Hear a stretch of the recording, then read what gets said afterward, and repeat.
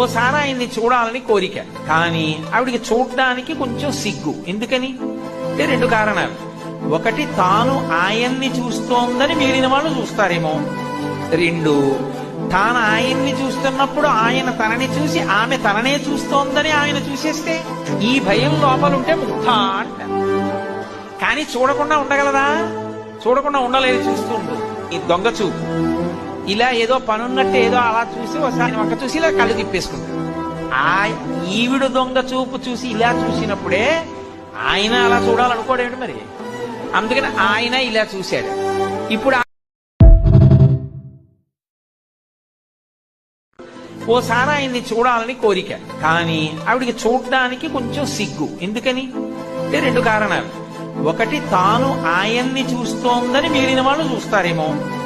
రెండు, తాను ఆయన్ని చూస్తున్నప్పుడు ఆయన తనని చూసి